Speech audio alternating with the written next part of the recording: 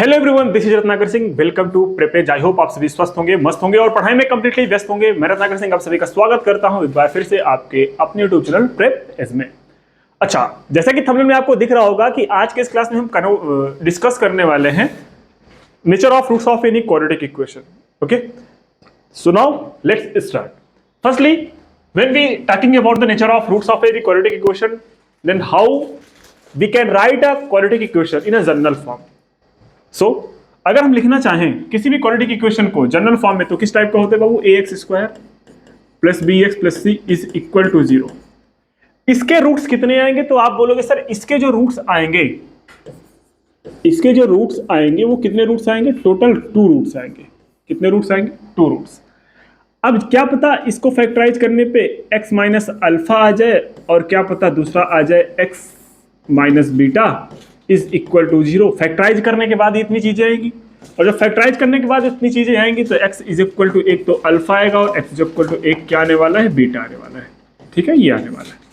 अब ये अल्फा और बीटा किस नेचर का है? पॉजिटिव है, निगेटिव है, कि alpha is equal to beta है, कि अंडर रूट में है, लाइक एक्सेट्रा एक्सेट्रा। बहुत सारे केसेस अराइजेस हो सकते हैं इस केस में। तो चलिए हम रूट्स को कैसे फाइंड करते हैं, सबसे पहले उसको बात करेंगे। लेकिन सबसे पहले आपको ये चीजें आनी चाहिए कि किसी भी एक्सप्रेशन को हम कंप्लीट स्क्वायर कैसे बनाते हैं। कैसे? Complete square.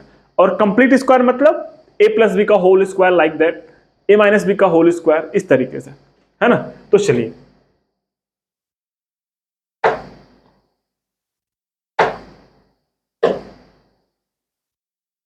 ध्यान से देखते हैं।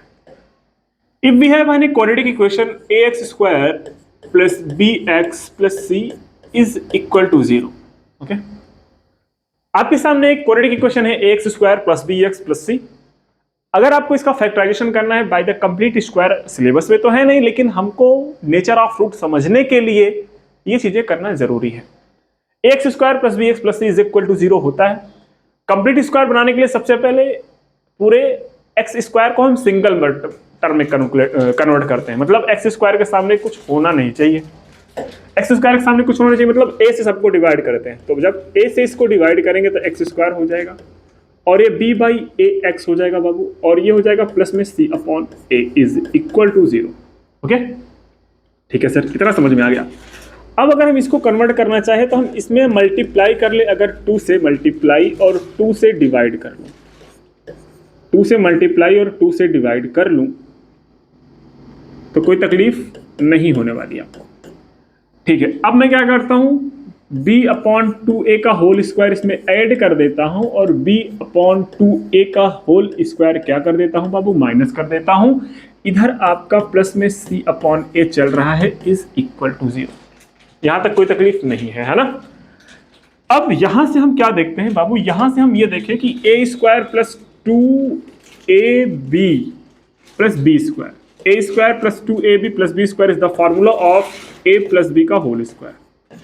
a प्लस बी का होल स्क्वायर, ये तो a प्लस बी का होल स्क्वायर हो गया। अरे हाँ या ना? आप बोलोगे हाँ सर, इतना तो समझ में आया, लेकिन ये माइनस उधर जाके क्या हो जाएगा बाबू? प्लस हो जाएगा। मतलब b अपॉन 2a का होल स्क्वायर हो गया। ये प्लस उधर जाके माइनस हो जाएगा तो c अपॉन a हुआ। कोई तकलीफ? आप बोलोगे बिल्कुल नहीं सर, इतना तो बहुत आसान है। x plus B by 2a हुआ इधर बच्चा, और का होल स्क्वायर, ये b का स्क्वायर हो जाएगा अपॉन 2 का स्क्वायर, मतलब 4a स्क्वायर हो जाएगा माइनस c अपॉन a। यहां तक कोई तकलीफ नहीं है। Now we are going to discussing the this fraction. Now taking the LCM is 4a square and b square minus 4ac। Okay, 4ac। x plus B by 2a इधर रहेगा, इधर whole square है तो होल स्क्वायर हम रह देते हैं। यहां तक कोई तकलीफ नहीं है। अब हम क्या करते हैं, हम यहां से ध्यान से देखना। यहां पे क्या ध्यान से देखना हमको? सर क्या ध्यान से देखना है? जब हम इसको सॉल्व करने वाले हैं, तो आपके सामने कुछ चीजें दिखाई देने वाली है। कैसे? Sir x plus B upon 2a is equal to under root b square minus 4ac upon 4a²। Okay, अब हम यहाँ पे जब देखेंगे तो यहाँ पे आने वाला है x is equal to -b/2a। Okay, plus, और जब अंडर रूट लगेगा तो प्लस माइनस साथ में आता है, प्लस माइनस ये √b² - 4ac। एक बात देखना ध्यान से, यहाँ पे एक बात ये देखना है कि ये तो अंडर रूट तक रहेगा, ठीक है सर, ये 4a बाहर आके क्या बन जाएगा, ये बन जाएगा 2a बन जाएगा। ये बेस आर इक्वल्स। ओके, क्या है, बेस इक्वल है, तो यहाँ पे x वैल्यू क्या हो जाएगी सर, अपॉन में टोटल 2a हो जाएगा। ऊपर क्या हुआ, ऊपर हुआ आपका माइनस में b plus minus √b² - 4ac। ठीक है, ये हो, ये b है, याद रखना। x की वैल्यू क्या है, ये आ गई। ओके, ये आ गई। अब x की वैल्यू सर ये आई, लेकिन आपने क्वाड्रेटिक पढ़ा था, इसमें 2 निकलने चाहिए भाई, 2 ही तो है। 2 कैसे है, ध्यान से देखो, अगर हम इसको ध्यान से देखें तो आपके पास 2 ही तो वैल्यू है। एक x की वैल्यू क्या है, एक है -b plus √b² - 4ac upon 2a, और दूसरा क्या है, दूसरा है x is equal to -b minus √b² - 4ac upon 2a,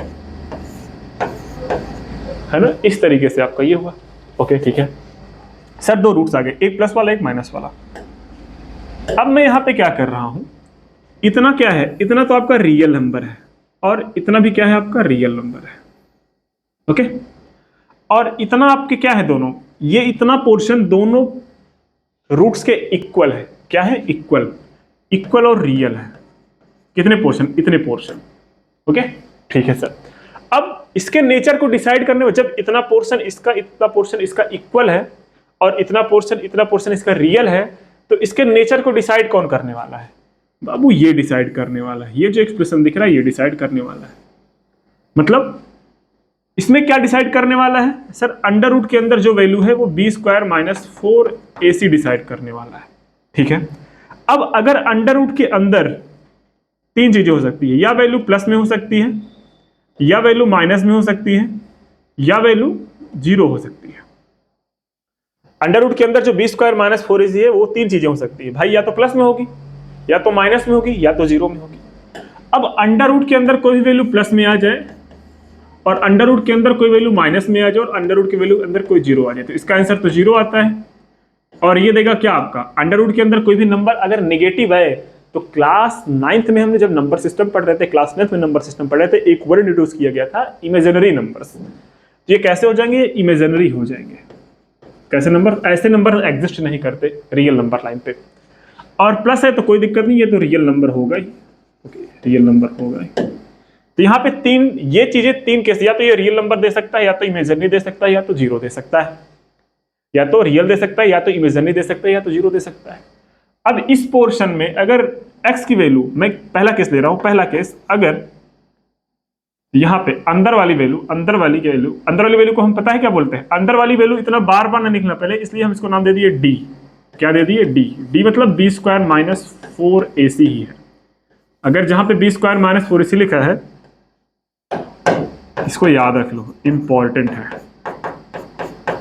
d मतलब क्या है, d को हम बोलते हैं डिस्क्रिमिनेंट। क्या बोलते हैं बाबू, डिस्क्रिमिनेंट। ये याद रखना। सब कुछ भूल जाना, अपना नाम भूल जाना, अपना गांव भूल जाना, खाना भूल जाना, लेकिन ये फार्मूला मत भूलना, है ना। कपड़े पहनना भूल जाना, स्कूल जाना भूल जाना, लेकिन ये जो है ये नहीं भूलना चाहिए। याद रख लो क्वेश्चंस।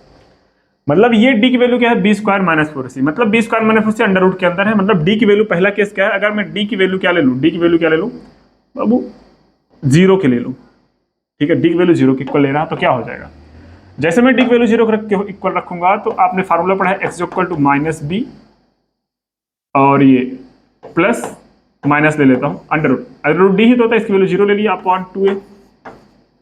तो यहाँ पे x की 2 वैल्यूज है, -b प्लस -0 अंडर रूट, तो 0 हो जाएगा अपॉन 2a। तो जो वैल्यूज आई, एक बार प्लस 0 रखेंगे, एक बार जब प्लस लेंगे तो -b/2a, एक बार जब माइनस लेंगे तो भी -b/2a। हम यहाँ पे क्या देख रहे हैं कि x की दोनों वैल्यूज, देखो ध्यान से देखो, x की दोनों वैल्यूज क्या हो रही है बाबू, x की दोनों वैल्यूज इक्वल हैं। क्या है, इक्वल है। कैसे हैं, इक्वल है। इसका मतलब अगर कभी भी बोल दे if roots are equal and real, then D क्या होगा, डी इज इक्वल टू 0। ये ऐसे बॉक्स में बना के रखना। ओके, ये बहुत ज्यादा इंपॉर्टेंट है। सर इसका ग्राफ कौन सा हुआ करता था, एक बात और याद रखना, इसका ग्राफ कैसे हुआ करता था, इसका ग्राफ इस तरीके से हुआ करता था। सर ये क्वाड्रेटिक इक्वेशन ऐसे टच करके जाता था, इस पे डी की वैल्यू क्या हो जाती है, 0 हो जाती है। क्या हो जाती है, 0। Means B square minus 4ac क्या देता है, 0 दे देता है। इस पे दो इक्वल रूट्स मिलते हैं, इक्वल रूट्स। ओके, इस तरीके से ये समझ में आ गया, कोई दिक्कत नहीं। सर ये तो समझ में आया, लेकिन अभी जो हमने ये पढ़ा कि डी की वैल्यू, दूसरा क्या, अगर डी की वैल्यू 0 से बड़ी हो जाए तो, मतलब पॉजिटिव हो जाए तो क्या होगा, देखो ध्यान से। अगर हम बात करें तो x की वैल्यू क्या होगी, x की वैल्यू होगी minus B plus minus under root B square minus 4ac upon में 2a, बातें चलती रहती हैं। तो x is equal to minus B plus minus under root, D की वैल्यू हमने यहाँ पे कुछ प्लस रखी है, ठीक है, अपॉन में 2a। एक बार जब हम प्लस लेंगे तो x की वैल्यू क्या आ जाएगी, minus B plus under root में प्लस में कुछ भी जो रहेगा वो रहेगा अपॉन में 2a, और दूसरी वैल्यू क्या आ जाएगी, minus B minus under root में प्लस अपॉन 2a। अब यहाँ पे क्या देखोगे, सर प्लस है तो ये रियल नंबर, ये रियल नंबर, तो रियल तो देगा, लेकिन यहाँ पे प्लस है, यहाँ पे माइनस है, यहाँ पे प्लस है, यहाँ पे माइनस है, तो दोनों रूट्स क्या हो जाएंगे, रूट्स तो रियल हैं लेकिन क्या है, रियल एंड अनइक्वल है। क्या है, अनइक्वल है। रूट्स क्या है, रियल के साथ साथ अनइक्वल है। ठीक है सर, मतलब अगर सर डी की वैल्यू कभी भी 0 से बड़ी आई तो रूट्स रियल एंड अनइक्वल हो जाएगा। ठीक है सर, डी की वैल्यू क्या होती है, मतलब बी स्क्वायर माइनस 4ac की वैल्यू जब कभी भी 0 से बड़ी आएगी तब क्या हो जाएंगे, तब जो रूट्स होंगे वो रियल होंगे एंड अनइक्वल होंगे। ठीक है, यहां पर समझ में आया कि नहीं आया? ठीक है, एक सेंटेंस में बोल रहा हूं, इफ रूट्स आर इक्वल और मे बी और अनइक्वल, इक्वल और अनइक्वल, इक्वल और नहीं, रियल एंड, लिख लो, roots are real and equal और अनइक्वल, उस केस में डी की वैल्यू जो हो जाएगी वो 0 से बड़ी हो जाएगी और इक्वल दोनों हो सकती है। क्योंकि इक्वल में 0 के इक्वल में क्या हो जाता है, जब रूट्स इक्वल होंगे तो इक्वल वाला सिंबल लेंगे, और रियल और अनइक्वल में क्या होंगे, दोनों ले सकते हैं। तो एक आध क्वेश्चन कभी कभी पूछ लेता है कि रूट्स इक्वल और अनइक्वल रियल दोनों हो तो केस में डी की वैल्यू क्या होगी। अगर डी की वैल्यू ऐसे 0 भी आ रही है और 0 से बड़ी भी आ रही है, दो वैल्यूज अगर पॉसिबल हैं, एक क्वेश्चन आएगा आगे मैं डिस्कस करूंगा, इस पर आपको पैनिक होने की जरूरत नहीं, ये भी स्टार बना के रख लो, आगे हम भी डिस्कस करने वाले हैं। आपको इतना समझ में आया कि नहीं आया? ओके, इतना तो समझ में आया। ग्राफ कैसे होता था सर? अगर मैं ग्राफ की बात करूं बाबू, ग्राफ, अगर इसकी ग्राफ की बात करूं तो आपको याद होगा कि कोई भी क्वाड्रेटिक इक्वेशन बस टच कर कट करके जाता था, कोई पैराबोला क्या करके जाता था, कट करके जाता था। ये क्या होता था, ये पहला रूट है, ये आपका दूसरा रूट है, मतलब इसके रूट्स क्या होंगे, यहाँ पे डी की वैल्यू क्या है, 0 से बड़ी, मतलब बी स्क्वायर माइनस 4ac की वैल्यू 0 से बड़ी है। तो यहाँ पे लिखेंगे if roots are unequal and real then d is greater than 0 और b square minus 4ac is greater than 0। ये भी मैंने क्या कहा, खाना भूल जाना, कपड़े पहनना भूल जाना, लेकिन ये जो लिखा रहा हूं इसको मत भूलना, क्वाड्रेटिक इक्वेशन में बहुत ज्यादा इंपॉर्टेंट है ये वाला टॉपिक। ओके, नेक्स्ट क्या हो जाएगा साहब? सर नेक्स्ट वाला तो पता ही है, बहुत कम पूछता है एग्जाम में, लेकिन ठीक है। नेक्स्ट वाला क्या है, केस थर्ड। केस थर्ड क्या कहता है बाबू, केस थर्ड कहता है कि अगर डी की वैल्यू 0 से छोटी हो जाए, means B square minus 4ac की वैल्यू 0 से छोटी हो जाए, मीन्स ये नेगेटिव हो जाए। क्या हो जाए, नेगेटिव हो जाए। चल, अगर बी स्क्वायर माइनस 4ac की वैल्यू 0 से छोटी हो जाएगी तो यहाँ पे minus B plus minus under root ये नेगेटिव हो जाएगा अपॉन में 2a। सर ये तो इमेजिनरी नंबर दे देगा, है ना, ये इमेजिनरी नंबर, ये इमेजिनरी, ये रियल, रियल और इमेजिनरी मिला के कॉम्प्लेक्स बनता है, और इमेजिनरी नंबर की पॉसिबल ही नहीं है। इसका मतलब ऐसे रूट्स, इसके रूट्स क्या हो जाएंगे, इमेजिनरी रूट्स हो जाएंगे। कैसे रूट्स, इमेजिनरी रूट्स। इसके रूट्स हम can't be calculated by normal factorisation. ठीक है। अब आप एक चीज यहां पे ध्यान से देख रहे होगे, अच्छा इसको भी समराइज कर दूं, अच्छा भूल गया क्या, चलो यहां पे लिखते हैं, इफ रूट्स आर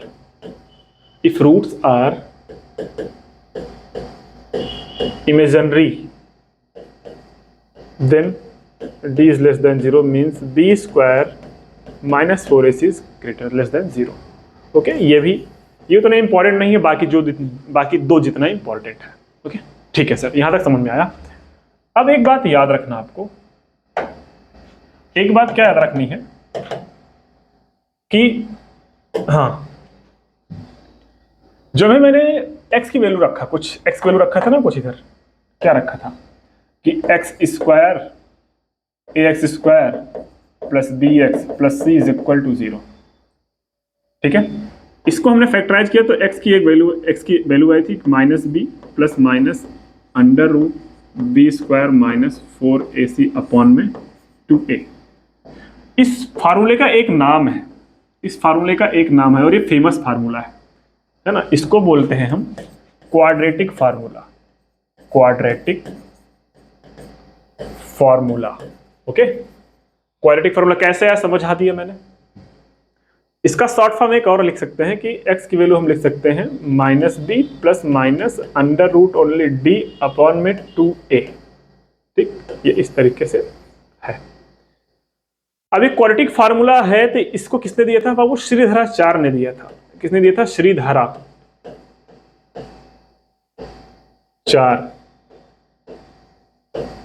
किसने दिया था, श्रीधराचार्य, इसलिए इसका नाम बोलते हैं श्रीधराचार्य मेथड या फार्मूला। ओके, तो यहां पे हमने देखा कि किसी भी इक्वेशन के नेचर ऑफ रूट्स को हम कैसे डिसाइड करेंगे। तो नेचर ऑफ रूट्स को डिसाइड करने के लिए सबसे पहले क्या कैलकुलेट करना पड़ेगा, नेचर ऑफ रूट्स को कैलकुलेट करने के लिए अगर आपको सबसे पहले क्या निकालना है, नेचर ऑफ रूट्स। सबसे step first nature of roots निकालना है, तो स्टेप फर्स्ट क्या करोगे, स्टेप फर्स्ट ध्यान से लिख लो, आइडेंटिफाई